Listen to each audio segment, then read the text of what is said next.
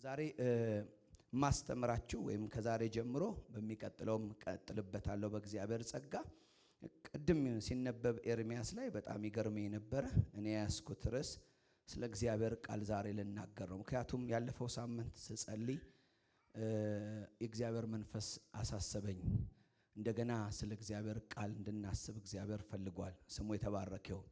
ድንገት ነው እየጸለይኩ ያለው ወደዚህ ሐሳብ ውስጥ መጥቼ ጸሎት ላይ ሲሆን ኖት ምጽፍበት ወረቀት ላይ ጻፍኩት እና አስቀመጥኩትና ሬዲ ለመሆን ማለት ነው ተዘጋጀሁበትና እዚህ ጋር ደግሞ ቅድም አብርሽ ሲያነብ ስለ እግዚአብሔር ቃል ታላቅ ውበት ሲያነብ ደስ ይለኝ ነበር። ሌላው ማረጋገጫዬ ነው። አሜን።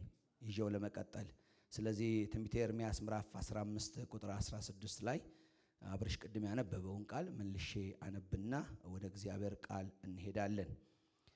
ቃልህ በተገኘ ጊዜ በላሁት ይላል። እስቲ ከኔ ጋራ በላሁት በሉ አንዴ። በላሁት። ቃል ሲገኝ ይበላል። የሰራዊት አምላክ እግዚአብሔር ሆይ በስምህ ተጠርቻለሁና ቃልህ ሐሴትና የልብ ደስታ ሆነኝ። እኔ አዲስ ትርጉም ነው ማነበው። ቃልህ ምን ሆነኝ? የልብ ደስታ። ቃልህ ሐሴት ምን ሆነኝ? ድብርት የለብኝም፣ ሐዘን የለብኝም፣ ለቅሶ የለብኝም። ምክንያቱም የበላሁት ጠቀመኝ። ቀረበ፣ መጣ፣ እኔም ምን አረኩት? በላሁት። ስለ በላሁት ተዋሃደኝ፣ አካል ሆነኝ። ከዚህ የተነሳ ቃልህ ለኔ የውጭ አይደለም፣ ጊዜያዊ አይደለም፣ የልብ ደስታ ሆነኝ። ከምን መነጨ? ከውስጤ መነጨ። ያጠናን የነበርነው ያለፈው የፊልጵስዩስ መጽሐፍ ላይ በተደጋጋሚ የተጻፈ አንድ ቃል እያየን ነበረ። በጌታ ደስ ይበላችሁ የሚል። በጌታ ምን ይበላችሁ? ደስ ይበላችሁ። የፊልጵስዩስ መጽሐፍ ማሰሪያው እሱ ነው። በጌታ ምን ይበላችሁ? ደስ ይበላችሁ ይላል። ስለዚህ በጌታ ለመደሰት፣ በጌታ ለማረፍ፣ በጌታ በሆነው ነገር ለመቀጠል ሰው የሚያስፈልገው ትልቁ ነገር ጌታ የሆነውን የእግዚአብሔርን ቃል መብላት ይጠበቅበታል። የእግዚአብሔር ቃል ሳይበላ ደስታ አይሆንም። ሳይበላ ደስታ አይሆንም። የእግዚአብሔር ቃል ካልተወሰደ፣ ለውህደት መንገድ ካልተከፈተ፣ ስራዬ ብለን አውቀን ካልተቀመጥንበት በሕይወታችን ላይ ለውጥ አያመጣም። ጌታ ኢየሱስ ክርስቶስ ሲናገር በማቴዎስ 4 ላይ ሰው በእንጀራ ብቻ አይኖርም ከእግዚአብሔር አፍ በሚወጣው ቃል ጭምር ብሎ ሰው መኖሪያው ሁለት ነገር እንደሆነ፣ ሁለት የሚኖረው ነገር እንዳለ ይናገራል። አንድ ምድራዊ የሚኖረው ነገር አለ። ሰው እንደገና ኑሮ አለው። ምን አይነት ኑሮ? መንፈሳዊ ኑሮ አለው። ሰው ዝም ብሎ እንጀራ እየበላ የሚኖር ብቻ እንዲሆን እግዚአብሔር አልፈጠረው። ስለዚህ መኖሪያ እንዲሆን የሚበላ ነገር እንዳለ ኢየሱስ በትክክል ከሚበላው እንጀራ ጋር አገናኝቶ ስለዚህ ቃል ተናግሯል። ጌታ ይባረክ። መጽሐፍ ቅዱሳችንን ማርቆስ ምዕራፍ 4 ላይ ሄጄ ከዛ ነው የሚጀምረው። ማርቆስ መጽሐፍ ምዕራፍ 4 መጽሐፉ እንግዲህ የሚናገረው ስለ 4 መሬቶች የሚናገር ነው። በተለያየ ጊዜ የሰማነው ነገር ነው። ጌታ ኢየሱስ ምሳሌ አድርጎ ሲናገር የእግዚአብሔርን ቃል ዘር ያረገዋል። ዘር ያረገውና የሚዘራበትን ቦታ ግን 4 ነገር አድርጎ በምሳሌ ይነግራቸዋል። አነባለሁ ከ13 ጀምሮ፣ ምክንያቱም የእግዚአብሔር ቃል መልካም ስለሆነ። አሜን። ቁጥር 13 ማርቆስ 4 ቁጥር 13 ከዚያም ኢየሱስ እንዲህ አላቸው፣ ይህን ምሳሌ አልተረዳችሁትምን? ታዲያ ሌሎች ምሳሌዎችን ሁሉ እንዴት ልትረዱ ትችላላችሁ? ዘሪው ቃሉን ይዘራል። አንዳንድ ሰዎች በመንገድ ላይ የወደቀውን ዘር ይመስላሉ ይላል። ሰዎችን ነው የሚናገረው። አንዳንድ ሰው አለ መንገድ ዳር ይመስላል። ስታዩት ራሱ ቁርጥ መንገድ ዳር እንዴ መንገድ ዳር ከመጣ አሁን ስለ አፈር እያወራ አይደለም፣ ሰው ነው የሚያወራው። እና ኢየሱስ ይሄን አለ፣ ዘሪው ቃሉን ይዘራል። አንዳንድ ሰዎች በመንገድ ዳር የወደቀውን ዘር ይመስላሉ። መንገድ ዳር ዘር የተቀበለ አይነት ሰው ይመስላሉ። ቃሉን በሚሰሙበት ጊዜ ሰይጣን ወዲያውኑ መጥቶ በውስጣቸው የተዘራውን ቃል ይወስደዋል። እንዲሁም ሌሎች በጭንጫ መሬት ላይ የተዘራውን ዘር ይመስላሉ። ቃሉን በሚሰሙበት ጊዜ ወዲያው በደስታ ይቀበሉታል። ነገር ግን ስር ስላልሰደዱ የሚቆዩት ለጥቂት ጊዜ ብቻ ነው። በቃሉ ምክንያት መከራ ወይም ስደት በመጣ ጊዜ ወዲያው ይሰናከላሉ። ሌሎች ደግሞ በእሾህ መካከል የተዘራውን ዘር ይመስላሉ። ቃሉን መስማት ይሰማሉ፣ ነገር ግን የዚህ ዓለም ውጣ ውረድ፣ የሀብት አጓጊነት እንዲሁም የሌሎች ነገሮች ምኞት ቃሉን አንቀው በመያዝ ፍሬ እንዳያፈራ ያደርጉታል። ሌሎች በመልካም መሬት ላይ የተዘራውን ዘር ይመስላሉ። እነዚህ ቃሉን ሰምተው የሚቀበሉና 30፣ 60፣ 100 ፍሬ የሚያፈሩ ናቸው ይላል። ከዛ ኢየሱስ ቀጠለ። ቁጥር 21 ላይ እንዲህ አላቸው፣ መብራት ተወስዶ ከእንቅብ በታች ወይም ካልጋ ስር ይቀመጣልን? የሚቀመጠው በመቅረዝ ላይ አይደለምን? ስለዚህ ተደብቆ የማይገለጥ ተሸሽጎ ወደ ብርሃን የማይወጣ የለም። ሰሚ ጆሮ ያለው ይስማ። ምን ማለት ነው? ምን እንደሸሸክ ትታወቃለህ። ምን እንደሰወርክ ይታወቃል። ምክንያቱም ይህን ሲናገር ማንም መብራትን ወስዶ አይደብቀውም። መብራት የሚደበቅ አይደለም፣ የሚሸሸግ አይደለም። የሚቀመጠው መቅረዝ ላይ ነው፣ ለሁሉ መታየት አለበት። ስለዚህ ተደብቆ የማይገለጥ ተሸሽጎ ወደ ብርሃን የማይወጣ የለም። ጆሮ ያለው ይስማ። ከዛ ቀጥሎ በመቀጠል ስለምትሰሙት ነገር ጥንቃቄ አድርጉ። ስለምትሰሙት ነገር ምን አድርጉ? ጥንቃቄ አድርጉ። ለምን ጥንቃቄ ያደርጋሉ? ምክንያቱም ነገ ላይ እንደ ብርሃን ተገልጦ የሚወጣው የሰማሁት ነው። ስለዚህ በምትሰፍሩበት መስፈሪያ ይሰፈርላችኋል፣ እንዲያውም ከዚያ በበለጠ ይጨመርላችኋል። ላለው ይጨመራል፣ ከሌለው ግን ያው ያለው እንኳን ይወሰድበታል ይላል። ሕይወት ከአንዱ ምዕራፍ ወደሚቀጥለው ምዕራፍ የሚሄድበት የራሱ ሂደት አለው። መንፈሳዊ ሕይወት እድገት ነው፣ እጅ በመጫን የሚመጣ አይደለም። በሕይወታችን የምናበቅለው መንፈሳዊ ሕይወት ከምንቀበለው የእግዚአብሔር ቃል የሚመነጭ ብቻ ነው። ጸሎት ማንንም ሰው የበሰለ መንፈሳዊ ሰው አድርጎ አያውቅም። ወደ እግዚአብሔር ዙፋን ሰዎችን ያስጠጋል፣ ለጸጋው ያስጠጋል እንጂ ስራውን የሚሰሩት እነሱ ናቸው። ባል ለሚስት አይሰራም፣ ሚስት ለባል አይሰራም። የእገዛ ጸሎት ሊያደርግ ይችላል። እያንዳንዱ ሰው በመንፈሳዊ ሕይወት ለሚገልጠው ነገር ተጠያቂው ራሱና ራሱ ብቻ ነው። የምንገልጣቸው ነገሮች፣ ሰዎች ተመልክተው የሚያዩዋቸው ነገሮች በእኛ ሕይወት ውስጥ በጣም አስፈላጊና ወሳኝ ነው ተብለው የተዘሩት ዘሮች ውጤት ነው። ዘረኛ ስትሆን የተከልከው ነው የምታወጣው። ገንዘብ ወዳጅ ስትሆን የምትገልጠው የተከልከው ነው። አንድ ቀን አልመጣም፣ 2 ቀን አልመጣም። ሰው እጅ ጭኖ አጋብቶብህ አይደለም፣ ሲሰላሰል የከረመ ነው። መተዳደሪያህ ነው። ግብዝ ሆነ ደብቀኸው ሊሆን ይችላል። ግብዝ ሆነ ሸሽገኸው ሊሆን ይችላል። ግን ጊዜ ይመጣል፣ እንደዚህ ያለ ክፉ ጊዜ ይገልጣል፣ ያሳይሃል፣ እንድትወጣ ያረጋል። ሰው ሁሉ ይደነግጥብሃል። እንዲህ አልነበረም እንዴ? እንዲህ አልነበረም እንዴ? ይሰብክ አልነበረም እንዴ? ያረጋ አልነበረም እንዴ? እንዲህ አልነበረ ይገልጣል። በህይወት ኢምፖርታንት ነው የምትሉትና የምታተኩሩበት ነገር የእናንተ ሰሪና አበልጣጊ ነው። የሚገነባችሁ እሱ ነው፣ የሚያወጣችሁ እሱ ነው፣ በተለያየ ሁኔታ ውስጥ የሚያመጣችሁ እሱ ነው። ጸሎታችሁ የሚመረኮዘው እሱ ነው። የምትጸልዩት ጸሎት ሰው ስለጸለየ የምትጸልዩትና ከተከላችሁት መንጭቶ የምትጸልዩት ጸሎት ውጤቱ እኮ አይደለም። ውጤታችን በእሱ ላይ ይመረኮዛል። ግንኙነታችን እሱ ላይ ይመረኮዛል። መውጣት መግባታችን፣ ትዳርህን የምትመራው ከተከልከው ዘር ነው፣ ከሌላ አይደለም። ለዚህ ነው እግዚአብሔር ላይጠየቅ፣ እየሰማችሁ ነው በደንብ፣ እግዚአብሔር ላይጠየቅ ሕይወትን ለኛ አስረክቧል። በደንብ ስሙኝ፣ ላይጠየቅ።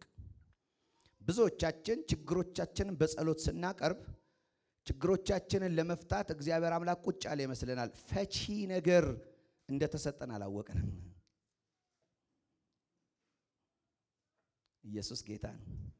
ለዚህ ነው ጌታ ኢየሱስ ክርስቶስ ሲናገር የመጣበትን የወንጌል እውነት ይዞ ሲመጣ አንዳንዶች አስመስለው ይሰማሉ፣ አንዳንዶች ልብ ውስጣቸው እሾሃማ ነው፣ አንዳንዶች ድንጋያማ ናቸው፣ አንዳንዶች የመንገድ ዳር አይነት ናቸው፣ አንዳንዶቹ ደግሞ የተባረኩ ደግሞ መልካም መሬት የሆኑ አሉ።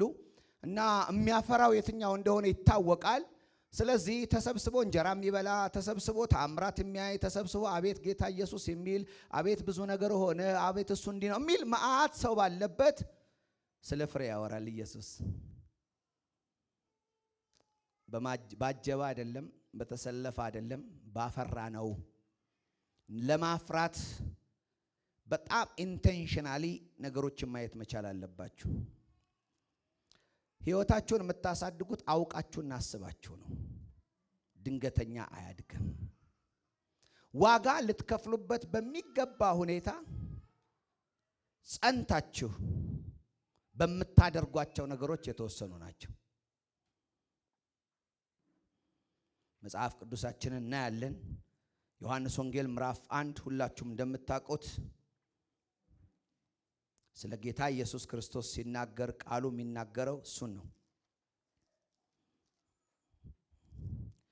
አጠገባችሁ ያለው ሰው ምንም አልጎደለብህም በሏቸው። አንዴ መሆን የሚገባህን ሁሉ በሏቸው። መሆን የምትችልበት ቃል አለህ በሏቸው። የትኛውም ትንቢት ተናጋሪ እጅ ላይ ያንተ ሕይወት አልተቀመጠም። የማወቅ አለባችሁ። ማንም ጋር እንዲህ ይላል ሲናገር፣ በመጀመሪያ ቃል ነበር፣ ቃልም ከእግዚአብሔር ጋር ነበር፣ ቃልም እግዚአብሔር ነበረ፣ እርሱም በመጀመሪያ ከእግዚአብሔር ጋር ነበረ ይላል። ሎጎስ የሚለው ቃል ነው። ስናውት ሬማ ሎጎስ ይለዋል በግሪክ። ሎጎስ ማለት በእግዚአብሔር ውስጥ ያለ ሐሳብ፣ አይዲያ፣ ማንነት የሚይዝ ነው። ግሪኮቹ ሎጎስ ብለው ሲያስቀምጡ የሚያስቀምጡት እሱ ነው። ዘ ወርድ ዛት ዊ ሬድ፣ የምናነበው ቃል በነጭና ጥቁር ይጻፍ እንጂ። ግልጽ ነው። መጽሐፉ አይደለም እግዚአብሔር። እዚህ ላይ የተጻፈው ግን ሎጎስ፣ ዘ ኢንቴንት፣ ዘ አይዲያ። ግልጽ ነው። ማንነት ራሱ እግዚአብሔር ነው። ራሱ እግዚአብሔር ነው። ምክንያቱም ብዙ ጊዜ ስንመለከት ከእግዚአብሔር ቃል ይልቅ የምንወደው ብዙ ነገር አለን። ስንቶቻችሁ ከእግዚአብሔር ቃል ጋር ግንኙነት አላችሁ ብዬ ላሳፍራችሁ አልፈልግም። አታነቡም። ግን በጣም ውጤት በሕይወታቸው ያመጡ ሰዎች ሲናገሩ እንደዚህ ይላሉ። እኔ እግዚአብሔርን ቃል ሳነብ እግዚአብሔር በጆሮዬ እየነገረኝ ይመስለኛል ይላል። አንድ እግዚአብሔር ሰው ሲናገር እያወራኝ ይመስለኛል፣ የሱን ኮንቴንት እያስገባብኝ ይመስለኛል፣ በዚህ ደረጃ ነው ማየው ይላል። በሕይወቱ የኖረው ፊርለስ፣ ያለ ፍርሃት የኖረ ሰው፣ በሞት ላይ ነግሶ የኖረ ሰው ነው። በዓለም ላይ ብዙ ለውጦችን ያመጣ ነው። ወደ 25,000 ምዕመናን በቅርብ የሚያግዛቸው የሚያስተምራቸው ሰዎች ነበሩ። ሞት ብርቅ ነበር እዛ ቤት። ታማሚም አልነበረም።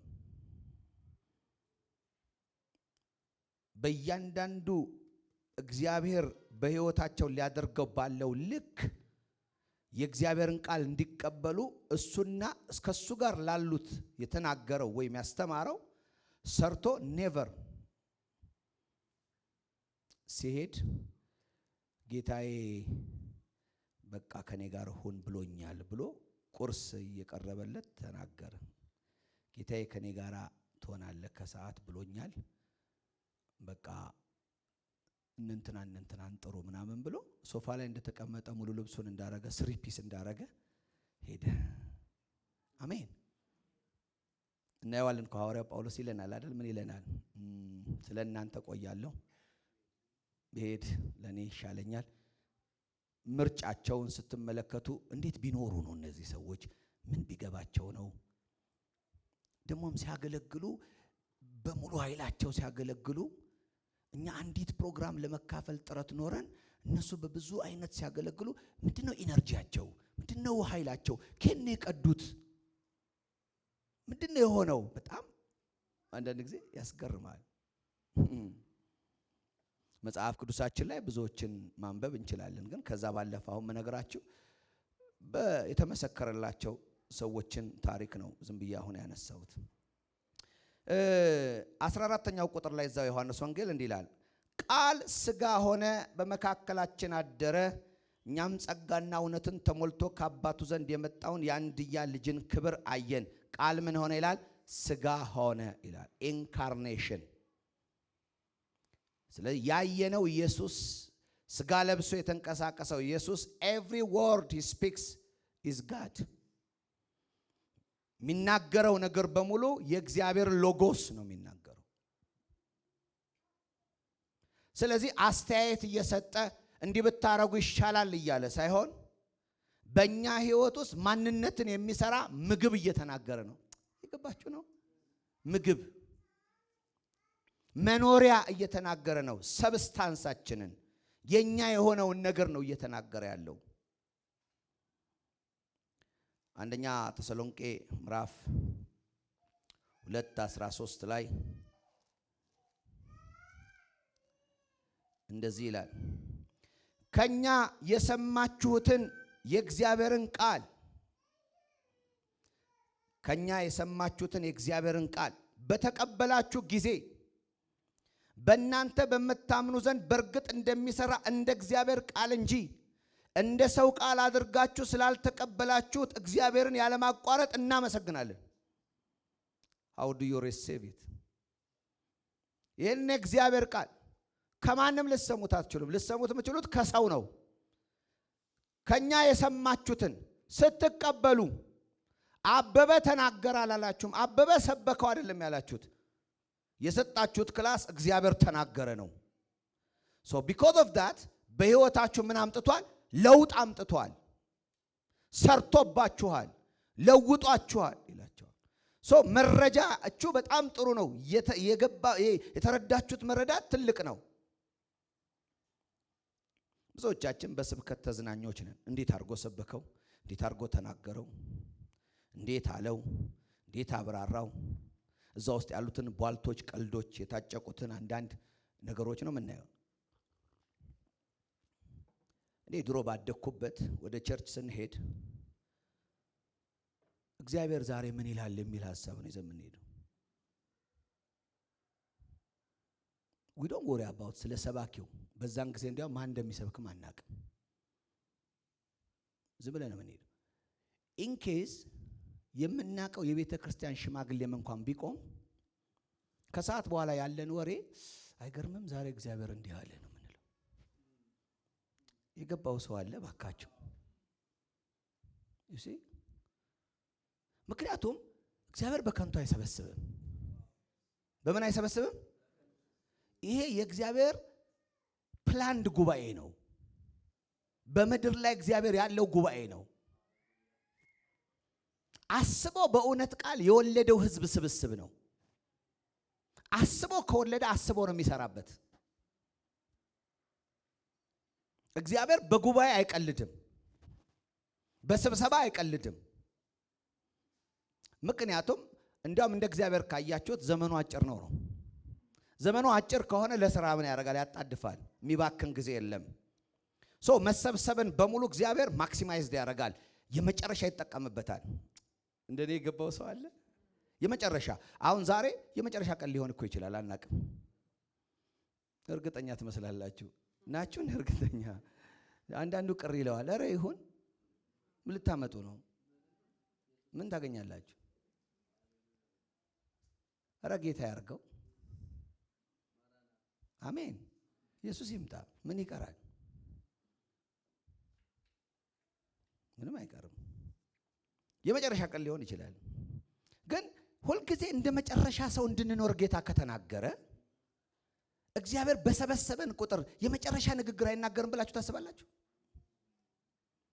ይቀልድበታል ብላችሁ ታስባላችሁ? ሌላ ቀን እንዳለ ያስባል ብላችሁ ታስባላችሁ? ኤቨር አይታሰብም። ሐዋርያው ጳውሎስ እንኳን ወደ ኢየሩሳሌም ሊሄድ ነው እና ሞት እና እስራት ይጠብቀኛል አውቃለሁ ብሎ የኤፌሶንን ሽማግሌዎች ሰብስበው የመጨረሻ ያ ሰውዬ የወደቀው ከደርብ ላይ የሞተው እኮ ሐዋርያው ጳውሎስ የመጨረሻው እንደማያገኛቸው ስላወቀ የመጨረሻ ሲናገር ነውና አስረዘመው። ብዙ ብርሃን ስለነበረ ሰውየው እንቅልፍ ያዘውና ወደቀ ይላል። እስኪወድቁ የተናገራቸው ሌላ ቀን እንደሌላ አስቦ ነው። እግዚአብሔር እነዚህ ሰዎች ላይ የመጨረሻውን በጳውሎስ ውስጥ ያስቀመጠው ማፍሰስ ስለፈለገ ነው። አይቀልድም እግዚአብሔር። ስለዚህ እዚህ ጋር ስንመለከት ከኛ የሰማችሁትን ከማን ልትሰሙ ትፈልጋላችሁ? ከሰው ነው የምትሰሙት። እንዲያውም ይሄ እግዚአብሔር ቃል ይግረማችሁ፣ ሰው ሆነ፣ ቃል ሥጋ ለበሰ ይላል። በመካከል ኖረ፣ ጸጋና እውነት በሱ ውስጥ ሆኖ ታየ ብሎ በትክክል ይነግረናል። ማለት ኢየሱስ የሆነው ማንነት፣ ኢየሱስ ነው የተባለው ማንነት ያ የእግዚአብሔር ቃል ነው። እምናድገውም ወደ እሱ ልኬት ነው። እምንመስለውም እሱ ነው። አምሳያችንም ወይም ደግሞ የኛ ፕሮቶታይፓችን እሱ ነው። ሞልድ የተደረግነው በሱ ነው። እሱ ስፍራችን ነው። እሱ መሆኛችን ነው። እሱ አካል የለበሰው ያ የሚታወቀው ሞቶ የተነሳው ኢየሱስ ነው። at the same time እሱ የሆነው ማንነቱ ቃሉ ነው። ገብቷችኋል? አሁን ስለ ክርስቶስ ሰው ሲነገረው እየተነገረው ያለው የኢየሱስ ክርስቶስን ፓርት እግዚአብሔር እየገጠመለት ነው። it's content የሚበላው ማንን ለማከል ነው? ክርስቶስን ለማከል ነው። ለዚህ ነው ኢየሱስ በግልጽ ብሉኝ አለ። ምን አርጉኝ አለ? ብሉኝ፣ እኔ የህይወት ምንድነኝ? እንጀራ ነኝ አለ። ከላይ ላይ ስጋ ቆርጣችሁ ብሉ እያለ አይደለም። እኔ የሆንኩትን ከኔ ስለኔ የሰማችሁትን እኔ ለእናንተ ላደርግ ያለውን የመጨረሻ የተላኩበትን ንግግር የእናንተ ኮንቴንት ነው፣ መሰሪያችሁ ነው፣ ማንነታችሁ ነው። እንካችሁ እመኑት፣ ተቀበሉት። ያኔ በልታችሁታል ማለት ነው።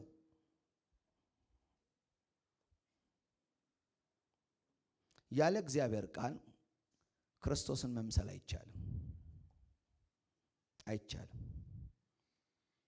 ያንን ኮንቴንት ካላገኛችሁ በህይወት ለውጥ ልታመጡ አትችሉም። እርሱ የእግዚአብሔር ክብር ነጸብራቅ ነው። አሁን አንዳንድ ጊዜ የእግዚአብሔር ቃል ብሎ ሐሳብ ምናምን የሚመስለን ሰዎች ወይ ደግሞ አንዳንዶች እንደሚሉት ከፊሎሶፊ ተናጋሪዎች የተወሰኑት ሰዎች የሚናገሩት ሐሳብ ነው አይደል? አንዳንድ ኢየሱስን እንደ ፈላስፋ የሚቆጥሩ ሰዎች አሉና አንዱ ጀርመን ሀገር አንዱን አግኝቸው ስለ ወንጌል ስነግረው የክርስቶስን ፍልስፍና ተከታይ ነህ፣ እኔ ግን የአርስጣጣሊስ ነው ምናምን አለኛል። ጣጣሊ ይምጣብን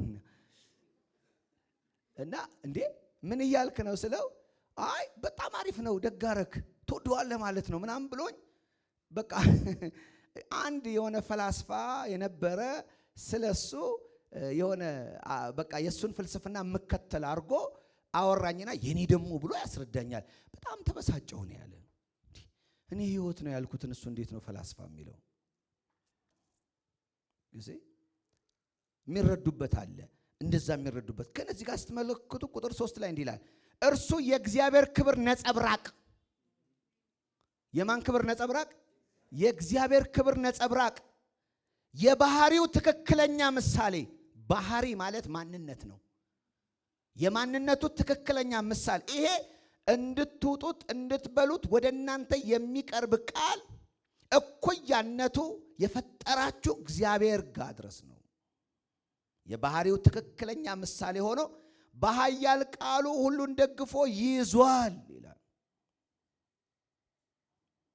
ማን ነው ይሄ የምንሰማው ቃል? ማን ነው ስለሱ በተለያየ በዕብራውያን በምን እንድንረዳው የሚመጣው? ማን ነው እሱ? ክርስቶስ ነው። ክርስቶስ ማን ነው? የእግዚአብሔር ክብር ነጸብራቅ ነው። እሱ ምናችን ነው? ዘራችን ነው። ስለዚህ እሱን መብላት፣ እሱን መጠጣት፣ እሱን ዳይጀስት ማድረግ እሱ የጠራን ጥሪ ወይም ደግሞ እሱ እንድንመስል የተደረገበት ድረስ መድረስ ማለት ነው። እግዚአብሔር የተባረከ ይሁን። እግዚአብሔር የተባረከ ይሁን።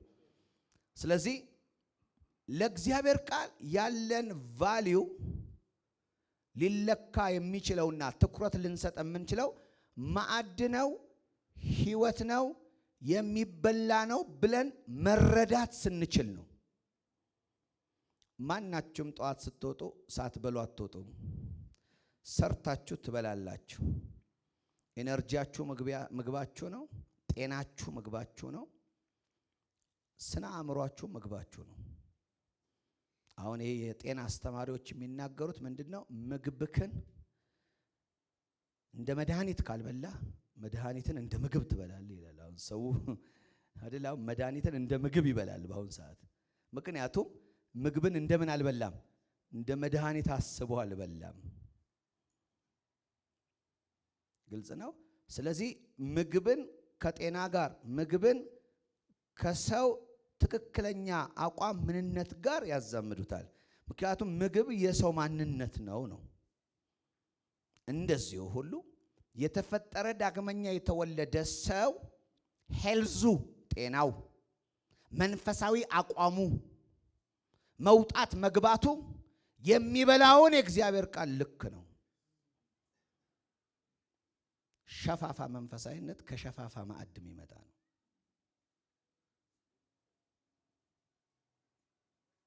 የምንበላው ነው። የምንበላው እሱ ማንነታችን የሚሆነው እሱ ነው። ስለዚህ የእግዚአብሔር ቃል በኔ ውስጥ እግዚአብሔርን የሚሰራ ምግብ ከሆነ በጣም ትኩረት ሰጥቼ ምግቤን ለመብላት መወሰን መቻል አለብኝ። ሲሪየስ ነው የምነግራችሁ። የእግዚአብሔር ቃል መመገብ በጣም ማሰብ መቻል አለባቸው። አሁን ስብከት መስማት አይደለም፣ የእግዚአብሔር ቃል መመገብ አለባችሁ። ሲሪየስሊ ማሰብ አለባችሁ። ብዙዎች ጤናቸውን አሁን የሚያስተካክሉት አስበው መብላት ስለጀመሩ ነው። አሁን ዝም ብሎ እየገለጥኩ የሆነ ነገር ይዤ ምናምን ምንለው አይደለም። ሲሪየስሊ ምን እያለ ነው? ወዴት እየወሰደኝ ነው? ልበላው፣ ውላሰላስለው፣ ዳይጀስት ላረገው፣ ልቀመጥበት በጣም ይገባል። ምግቤ ነው። ብዙዎቻችን በጣም የምናስተውለው የሰውነታችን ድካም እናስተውላለን። በጣም እየደከመኝ ነው፣ አቅሜ በጣም እንትን ብሏል፣ በቃ እንደዚህ ምና ያስፈልገኛል እንደዚህ ምናምን እንላለን። ብዙ ወሬያችን ስለ ስጋችን ድካም ምናምን ነው። አስባችሁታል መንፈሳችን ምን ያክል ደካማ እንደሆነ? how feeble we are። ትዕግስት አልባ የሆንበት ሪል የሆነ ላይፍ መምራት ያቃተን፣ ከከበርቻቻ ያልወጣንበት፣ በብዙ ችግሮች የተሞላን፣ ብዙዎች እኛን ተመልክተው ህይወት መቅዳት ያልቻሉበት፣ ካወራነው ወሬ ባሻገር በህይወት ያመጣነው ለውጥ ሊታይ የማይችልበት እና ደግሞ በጸሎት እኔ ጸሎት ማታለያ ባናረገው ጥሩ ነው። አንሆንምና እንድንሆን እንጸልያለን። የጸለይነው ጊዜ ልክ ሻወር የወሰደ ሰው ፍሪ እንደሚሆን የሆነ ስትጸልየው ፍሪ የሆንክ ይመስላል። ዕለታዊ ሻወር ይሆናል አንዳንዴ ጸሎት እና ያልሆነውን ነገር ለመሆን ምን ማድረግ አለብኝ ወደሚል ሲሪየስ ሳይሆን የምንሄደው በቃ ጸሎት ርዕስና ሲዝና በቃ አንዳንዴ ደግሞ በማያገባው ያንን ደግሞ ሴጦ እናስገባና እሱም በመደብደብ የተወጣ ነው ይመስለናል።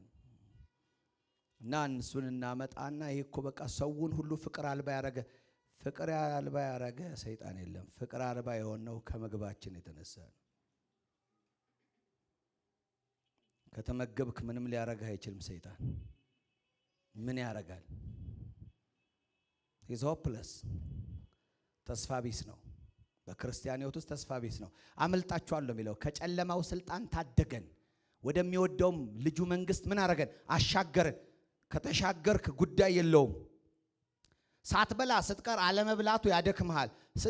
ስትደክም በቃ እሱ ሲዞር ያገኝሃል።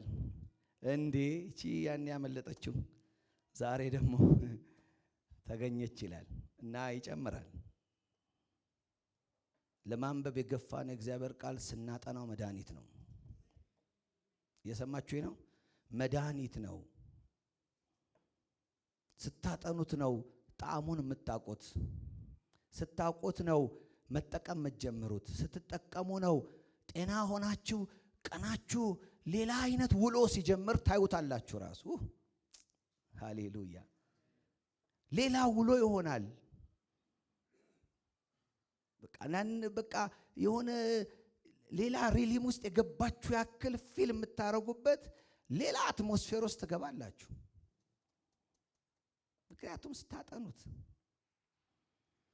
ቅድም እንዳልኳችሁ ማቴዎስ 4:4 ላይ የምትጽፉ ሰዎች ኢየሱስ ምግብ አርጎ ተናግሮታል። የሚገባ አርጎ ተናግሮታል።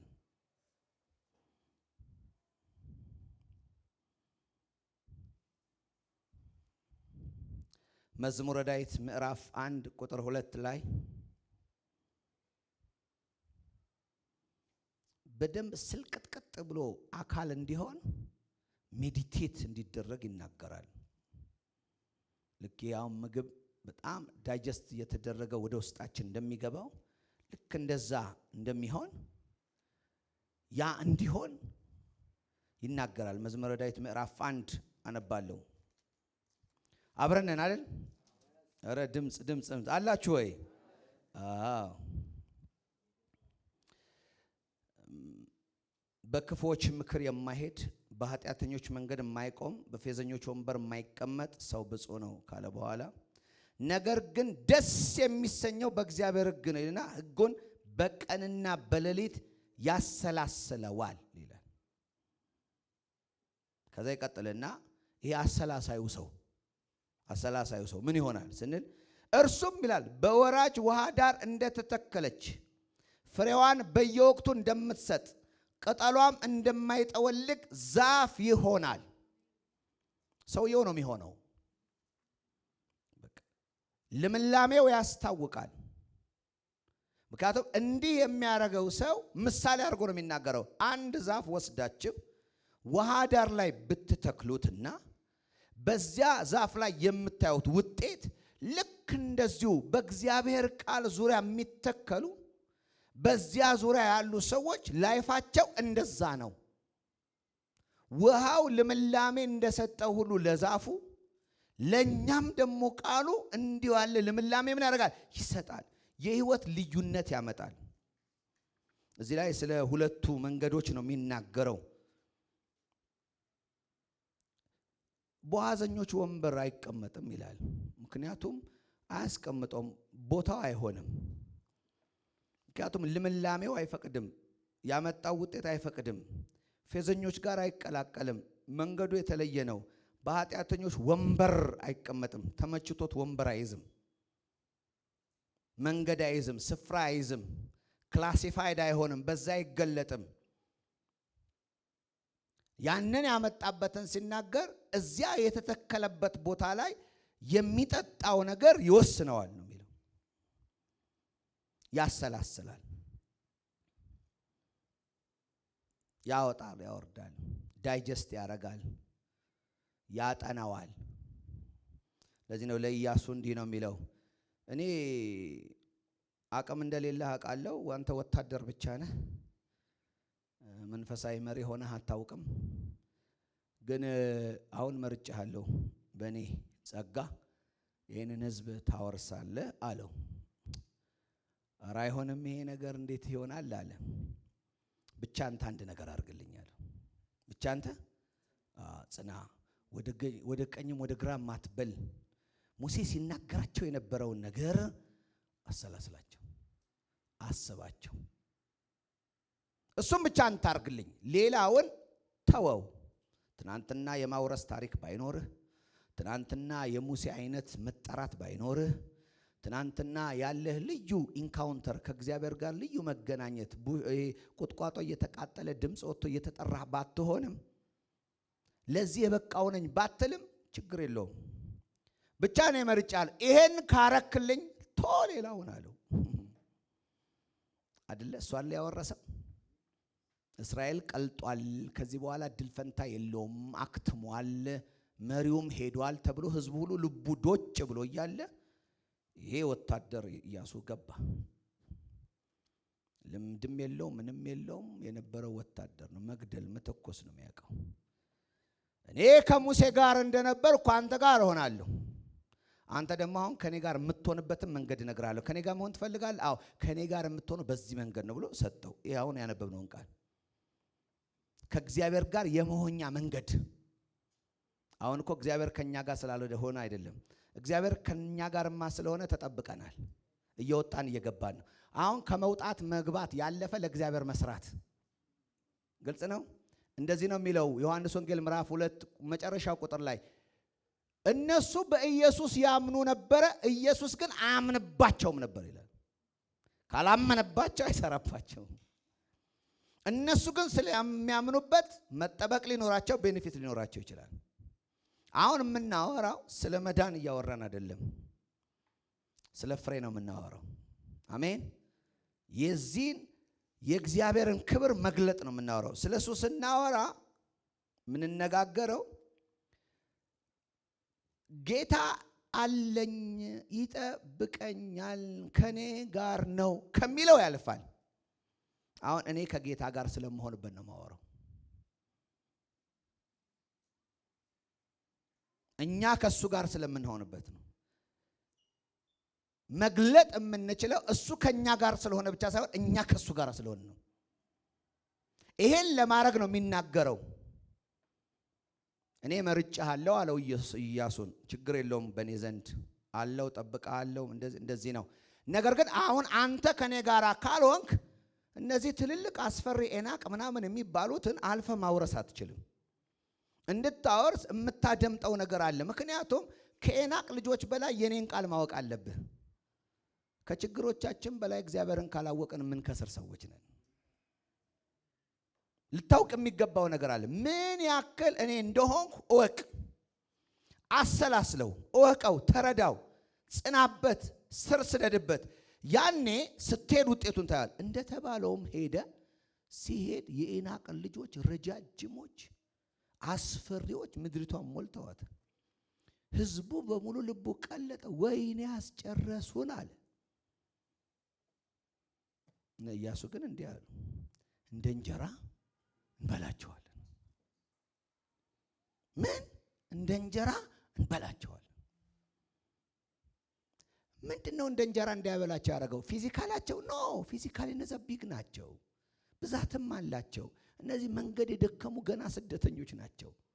ምድረ በዳ አድክሟቸዋል፣ ገና ጉዞ ላይ ናቸው። እነዛ አርፈው ምድራቸው ላይ የሚቀመጡ ጥጋበኞች ናቸው። ፊዚካሊ አይገናኙም። ስለ ፊዚካል ግን አለም የሚናገረው የውስጥ ብርታት። እስቲ አሜን። ስለዚህ ያሰላሰሉት ነገር ነበረ። እነዚህ ሁለቱ 12 ሰላይ ነበረ።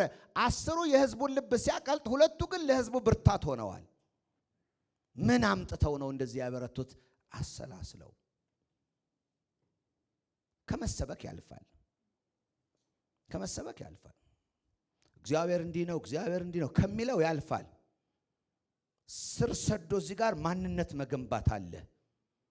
በሱ ኮንቴንት ብቃት ማግኘት አለ። እንደዚህ እኮ ነው የሚለው ሐዋርያው ጳውሎስ ሲነግራቸው በውስጥ ሰውነታችሁ በኃይል እንድትጠነክሩ ይላል። እስቲ የውስጥ ሰውነት በሉ አንዴ። ይሄ የውስጥ ሰውነት አለ፣ ይበረታል፣ ይጠነክራል፣ ጉልበት ያወጣል፣ ጠንካራ ይሆናል። በሌለ ነገር የእግዚአብሔርን ነገር መናገር ይችላል፣ አቅም ያወጣል። ወገኖች ውስጣዊ ጉልበት አለ። እንዲህ ይላል በእኔ ውስጥ በሚሰራው በውስጤ ባለው ኃይል መጠን ይህንን መልእክት ለእናንተ አቀርባለሁ፣ እጋደላለሁ ይላቸዋል ሐዋርያው ጳውሎስ። ምንድነው አቅምህ? በውስጥ ሰውነቴ ይላል። ከየት መጣ ካላችሁኝ ይሄ ውስጥ ሰውነት የታደልነው ሳይሆን የምንሆነው ነው። አጠገባችሁ ላለው ሰው ይሄን ንገሩልኝ። አይዟችሁ ጨርሻለሁ። የምንሆነው ነው እንጂ የታደልነው አይደለም። አሜን። ስለዚህ አሁን እድለኛነትን እያስወገድን አንዳንድ መንፈሳዊነት ዝም ብሎ የሚታደልና ሰዎች የሚሆኑት ነው ብለን ከማሰብ ቢውልድ ለማድረግ ማሰብ መቻል አለብን። I should be spiritual። ዛሬ እንድትወስኑ ፈልገው ይሄንን ነው። መንፈሳዊ መሆን ፈልጋለሁ ብላችሁ እንድትወስኑ ፈልጋለሁ። በውስጥ ሰውነታችሁ ጠንካራ ለመሆን መወሰን አለባችሁ። የውስጥ ጥንካሬ ያስፈልገኛል። ምን ላይ እንዳላችሁ ማንም ሊነግራችሁ አይገባም። ራሳችሁ ታውቃላችሁ። በተለይ እንደዚህ አይነት ፈታኝ ጊዜ፣ እንደዚህ አይነት ጨምላቃ ጊዜ ላይ በጣም ማንነት ለማወቅ በጣም ይመቻል። በእያንዳንዱ ነገር ላይ የምትሰጡት ሪስፖንድ ማን እንደሆናችሁ ይገልጣል። ወደ ውስጣችን የምንመለከትበት ጊዜ ነው። ቤተክርስቲያን ወድቃለች። ማህበረሰብ እሴቱን ስቷል። በእያንዳንዱ ሁኔታ ውስጥ ማፈር ነው። ሁላችንም በቤተክርስቲያን ማፈር ላይ ያልደረሰን ሰዎች የለንም። በአገልጋዮቻችን ማፈር ያልጀመረን ሰዎች የለንም። በየትኛውም ቦታ ላይ ቦልድ ለመሆን የሚያስችለን መንፈሳዊ ነን ለማለት ምድሪቷ ላይ ማንችልባቸው ብዙ ነገሮች አሉ። ስለዚህ እኛን መንፈሳዊ አድርጎ እኛ ብቻ አይደለም ሌሎች ማንም አይቆጥረንም። አሁን እመኑ፣ ይሄንን መቀበል መቻል አለባችሁ ፕሊስ። ለውጥ የሚጀምረው መጀመሪያ የገባችሁበትን ጥልቀት ስትረዱት፣ ምን እንደሆናችሁ ስታውቁ ነው ለለውጥ የምትዘጋጁት። we are not so spiritual አይደለንም። እውነቴን ነው የምነግራችሁ። ከአስከፐ ቤተክርስቲያን ስጋዊ ነች። በቃ የዳነች ስጋዊ ነች። ያንን ነገር መለወጥ ስፒሪቹዋል ህይወት ላይ መግባት ግድ ይለናል። ይሄን ማሰብ አለብን። ይሄንን የሆነ መሪያችን እንዲሆን አለ የምንጠብቀው፣ መጋቢያችን አለ የሚሆነው የእያንዳንዳችን ህይወት ነው። ለህይወት ምላሽ የሚሰጥላችሁ ለእናንተ መጋቢያችሁ ወይም ደግሞ የሆነ ሰው አይደለም። እናንተ ናችሁ የምትመልሱት። ልጆቻችሁ ኩዌስችን ያደርጋሉ። ልጆቻችሁ ህይወት ያያሉ። ስራ መስሪያ ቤቶቻችሁ ልጆ ይታያል። የምንናገርለት መንፈሳዊ ህይወት ምን ላይ እንደሆነ ይታያል። ልጆቻችሁ መንፈሳዊ እንደሆኑ ያምናሉ ወይ? በእናንተ ያምናሉ ወይ? እናንተ መንፈሳዊ እንደሆናችሁ ያምኑባችኋል? do they speak like? ማሰብ አለብን። መስሪያ ቤታችሁ ላይ ሰዎች መንፈሳዊ ናቸው ይሏችኋል? ጎረቤቶቻችሁ ላይ ሰዎች መንፈሳዊ ናቸው ይሏችኋል? እንዴት ነው የምታዩት? ካልሆነ ይሄን ነገር ለመስራት ምን ማድረግ አለብን? አልዘገየንም። ገና እድል አለ። አሜን፣ እድል አለ። ይሄ ነው አሁን የምናያቸው ነገሮች በሙሉ በሆነ ቅጽበት የተከሰቱ ነገሮች አለም። የሰው የውስጥ ጥንካሬ ነው እየተገለጠ ያለው። ሰው ሁሉ ስስ ሆነ። ሰው ሁሉ መንፈሳዊ አቅሙ የደከመ ሆነ።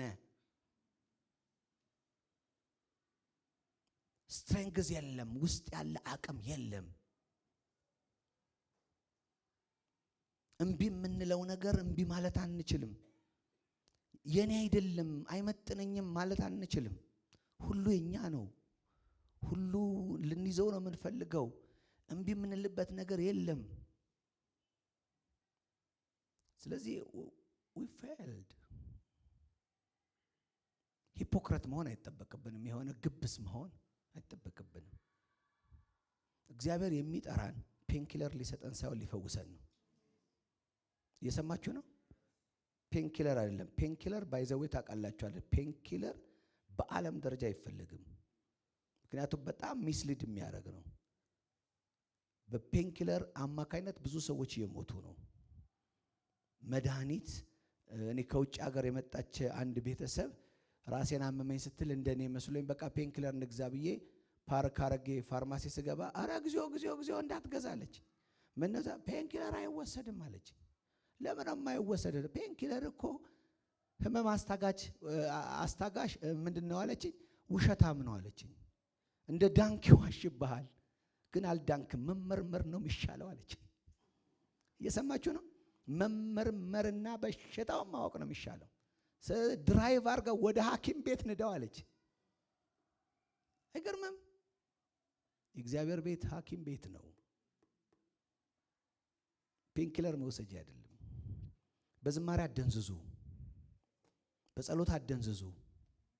በተለያዩ ነገሮች የሆነ መንፈሳዊነት አይሰማችሁ። የሆነ ምናምን ብለ ኦቃም ሳምባል አትበሉ። በመመዘኛችሁ ራሳችሁን አይታችሁ ሶሪ እኔ እንዲህ ነኝ፣ እንዲህ ሆኜ መቀጠል የለብኝም፣ I should stop፣ እዚህ ጋር ላቆመው ይገባኛል። ዲሲሽን። ይሄን ካላረግ ምን እናረጋለን? ይሄን ካላረግን እኮ የመሰብሰቡም ጥቅም የለውም፣ ዝም ብሎ ነው። ይሄ በቃ ላስናስበው የሚገባ ነው። ከሀዘን ጋር ነው የምነግራችሁ። let's move፣ እንቀጥል። አሜን። ትውልድ ይጠብቀናል። እግዚአብሔር ላይ አታላኩ፣ በጸሎት አትሸውዱ። በቃ ኮንቴንታችሁን ውሰዱ። የሚገባችሁን መንፈሳዊ ጥንካሬ ለማምጣት ወደ ማዕዳችን እንምጣ። አሜን። ምግባችንን እንውሰድ። ለስጋ ምግብ እንደምትወስዱ ለመንፈስ ህይወታችሁ ምግብ ለመውሰድ ጌት ሬዲ። ቲክቶክ ጊዜያችንን አይውሰድ። እነዚህ ሚዲያዎች ጊዜያችንን አይውሰዱ። ሞሉን እኮ ብዙ ነገር ሞልተውን በቃ ትንሽ ስንነካ እኮ ትር ስንል በቃ የሌለ ሰው ሆነናል። የሌለ የሞሉን አልመሰሉ ስናያቸው የሞሉን አልመሰሉ ለካ ሞልተውናል። የተገለጠን ቀን ነው ያወቅነው። ለውጥ ያስፈልገናል። እስቲ ከኔ ጋር ለውጥ ያስፈልገኛል በሉ አንዴ። ድገሙና ለውጥ ያስፈልገኛል በሉ አንዴ። አሜን። ዛሬ ይሄን ኢነርጂ እንድታገኙ ነው የምፈልገው። ስለዚህ ለእግዚአብሔር ቃል ቦታ ሰጥተን በሚቀጥለውም ይሄን እንቀጥለዋለን። ቦታ ሰጥተን ስልታዊ የሆነ ማጥናቶችን የእግዚአብሔር ቃል ላይ መቀመጥን አድርገን ይሄ ዝም ብሎ ፌስቡክ ላይ የኢየሱስ ጸጉር ምናምን ለብሎ ለመቀባጠር አይደለም፣ ለህይወት የዶክትሪናል ክርክር ለማምጣት አይደለም፣ ለህይወት ምንመገበው ሆኖ ልናገኝ ያስፈልጋል። እግዚአብሔር የተባረከ ይሁን።